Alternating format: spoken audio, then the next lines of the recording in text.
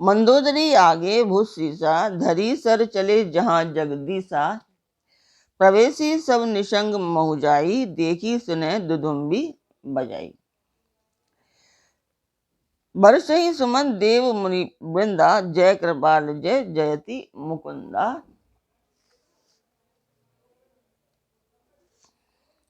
जय कृपा कंद मुकुंद द्विंद, हरन सरन सुख प्रभो। खलदल विदारन परम कारण, कारुणिक सदा विभो। सुर सुमन वर्षहि हर्ष, संकुल बाज दुदुम्बी गह गहीं। संग्राम अंगन राम अंग, अनंग बहु शोभा लही। नमस्कार व्यूअर्स, और आप सब लोग कैसे हैं? आशा करती हूँ आप सब लोग अच्छे होंगे, स्वस्थ होंगे और मेरा रामचरितमानस का ना पाठ अवश्य देखते होंगे। तो बोलिए सियापति रामचंद्र जी की जय, पवन पुत्र हनुमान जी की जय। तो सबसे पहले हम जान लेते हैं कि कल तक हमने क्या सुना था।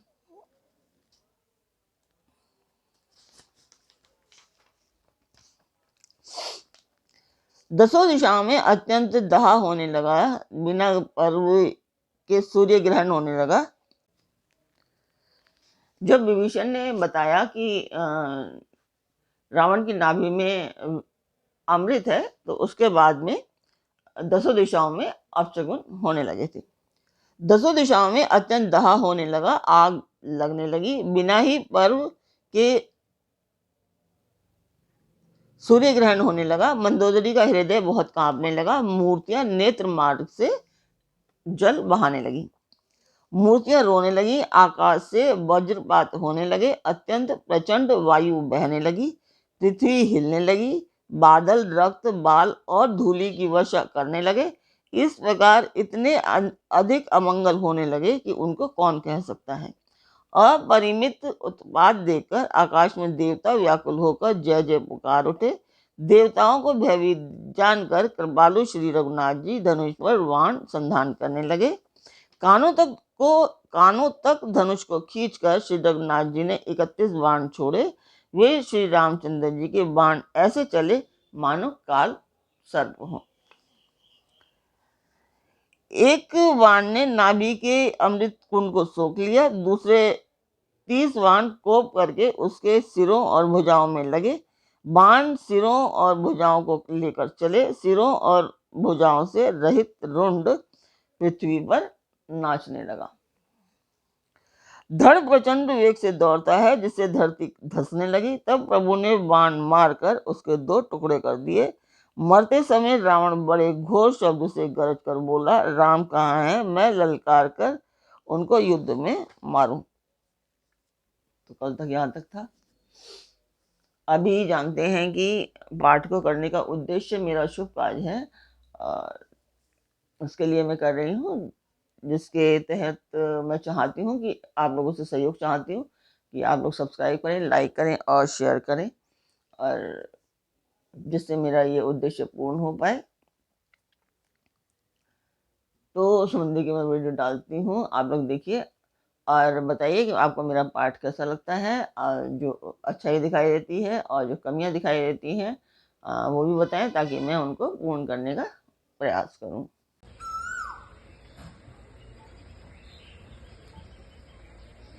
तो मंदिर की वीडियो आपने देखी, आपको वो कैसी लगी?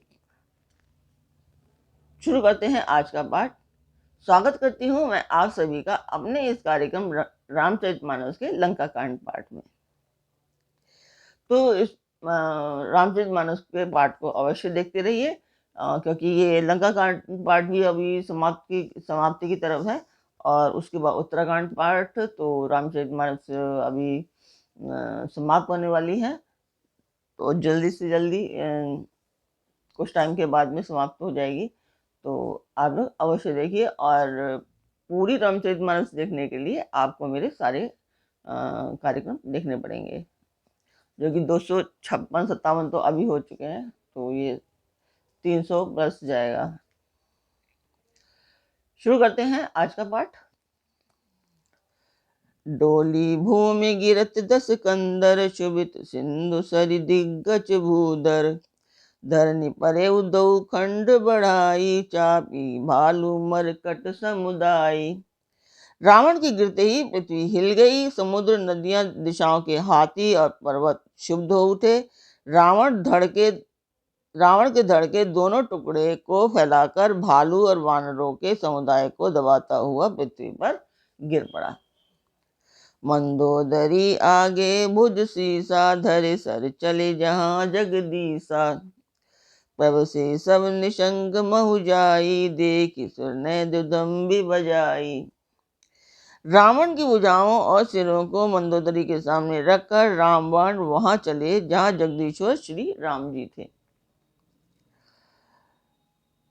सब बाण जाकर तरकश में प्रवेश कर गए। यह देखकर देवताओं ने नगाड़े बजाए। तासु तेज समान प्रभु आनन, हर्ष देखी शंभु चतुरानन। जय जय ध्वनि पूरी ब्रह्मांडा, जय रघुवीर प्रबल भुज दंडा। रावण का तेज प्रभु के मुख में समा गया। यह देखकर शिवजी और ब्रह्मा जी हर्षित हुए।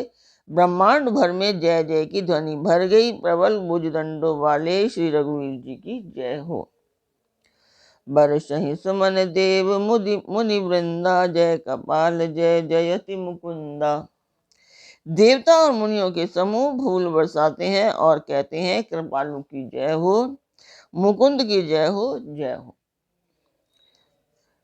जय कृपा कंद मुकुंद द्विंद, हरन सरन सुख प्रभो। खलदल विदारण परम कारण, कारुणिक सदा विभो।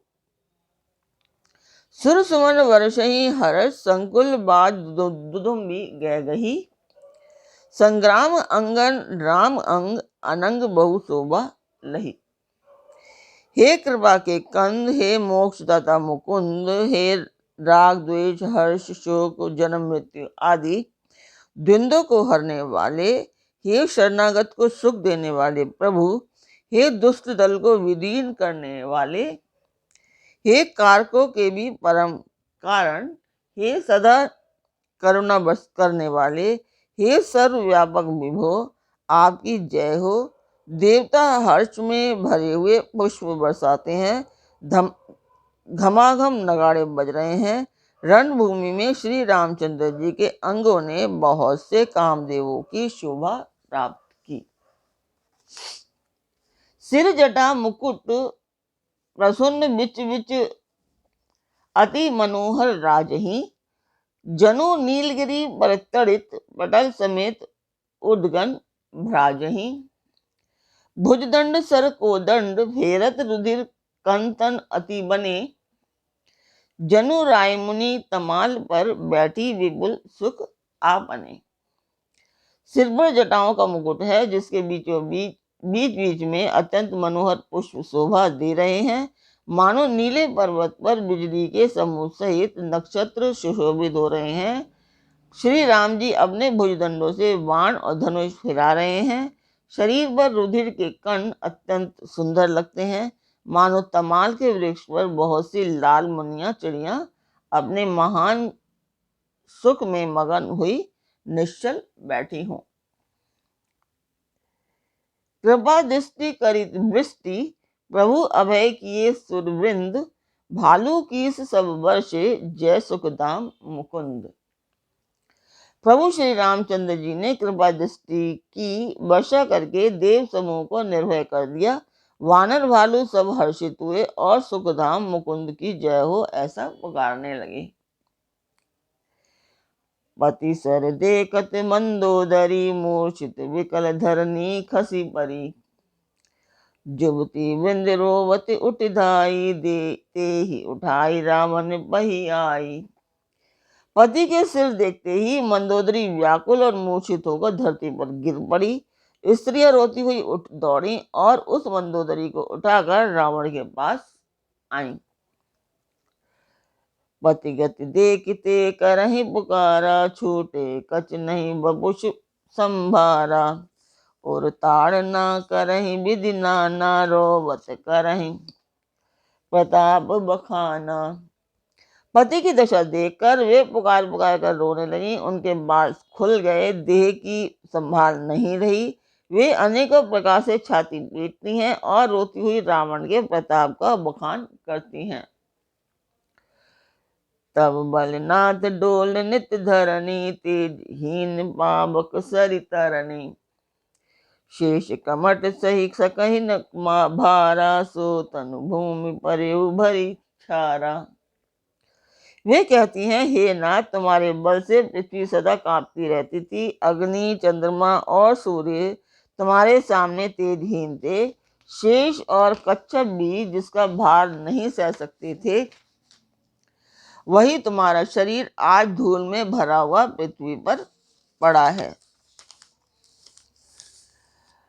वरुण कुबेर सुरेश समीरा, रण सम्मुख धरि काहु न धीरा।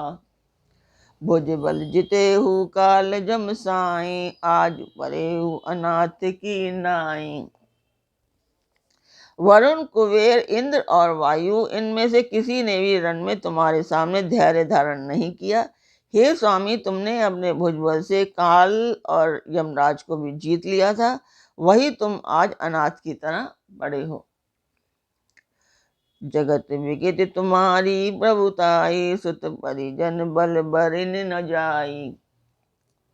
राम विमुख असहाल तुम्हारा, रहा न को कुल रोब निहारा। तुम्हारी प्रभुता जगत भर में प्रसिद्ध है। तुम्हारे पुत्रों और कुटुंबियों के बल का हाय वर्णन ही नहीं हो सकता। श्री रामचंद्र जी के विमुख होने से ही तुम्हारी ऐसी दुर्दशा हुई कि आज कुल में कोई रोने वाला भी न रह गया। तब बस विधि प्रपंच सब नाता, सबे शिव नित नावहि माथा। अब तब सिर भुज सब जम्बुक खाही, राम विमुख यह अनुचित नाही। हे नाथ, विधाता की सारी सृष्टि तुम्हारे वश में थी। लोकपाल सदा भयभीत होकर तुमको मस्तक नवाते थे, किंतु हाय, अब तुम्हारे सिर और भुजाओं को गीदड़ खा रहे हैं। राम विमुख के लिए ऐसा होना अनुचित भी नहीं है, अर्थात उचित भी है। काल विवश पति कहा न माना, अग जगन्नाथ मनुज करि जाना। हे पति, काल के पूर्ण वश में होने से तुमने किसी का कहना नहीं माना और चराचर के नाथ परमात्मा को मनुष्य करके जाना। जानियो मनुज करी दनुज कारण, दहन पावक हरि स्वयं। जेहि नमत शिव ब्रह्मादि, सुर पिए भजेहु नहीं करुणामयम्। आजन्म ते पर द्रोह रत, पाप पौघ में तब तनु अयम। तुम्हु दियो निज धाम राम, नमामि ब्रह्म निरामयम्। दैत्य रूपी वन को जलाने के लिए अग्नि स्वरूप साक्षात श्री हरि को तुमने मनुष्य करके जाना। शिव और ब्रह्मा आदि देवता जिनको नमस्कार करते हैं, उन करुणा में भगवान को हे प्रियतम तुमने नहीं भजा।